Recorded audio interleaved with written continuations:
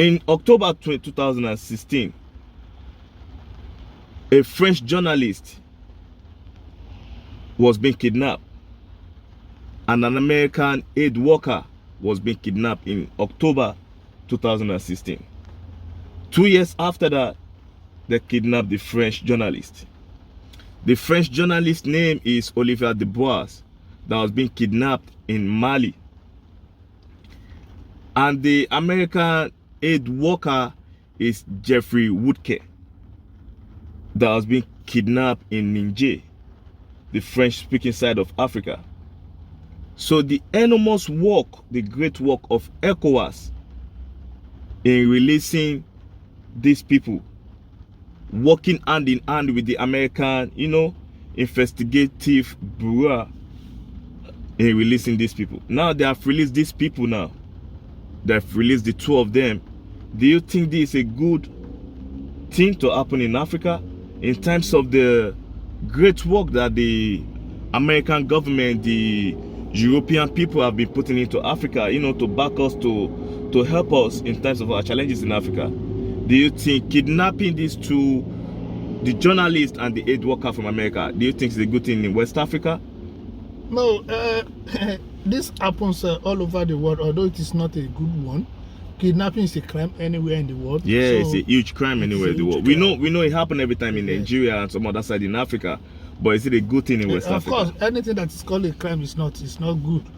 And this is not the time where we should be trying to call it bad name for ourselves in Africa. We have enough bad name to deal with already. So this is not a good one.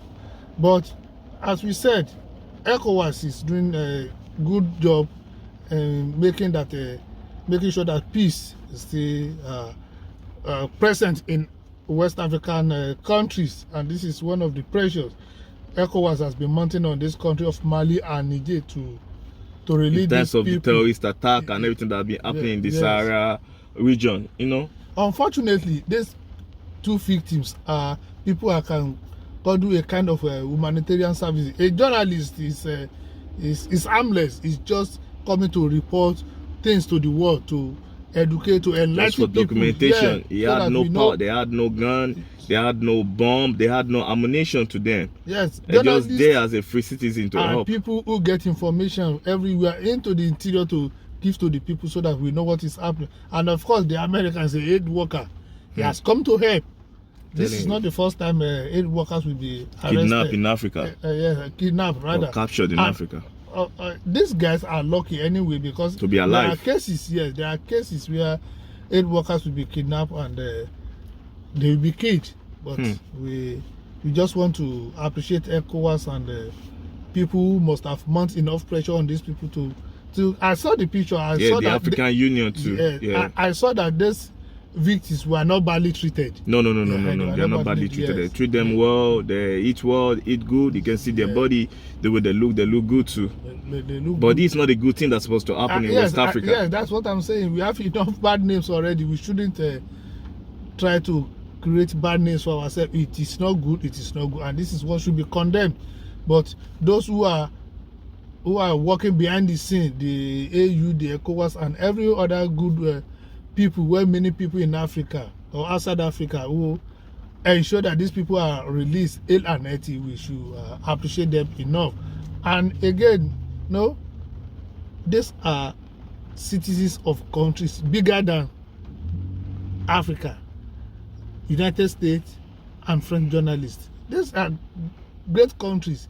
Part of the G7. Yeah, so for us to be in confrontation with these people is smelly doom for us. We should not be doing this in Africa. And I just still want to thank France and US that they have not taken this matter into their hands. And we encourage their patience for them to negotiate behind the scene for their release. So my people, they're very lucky.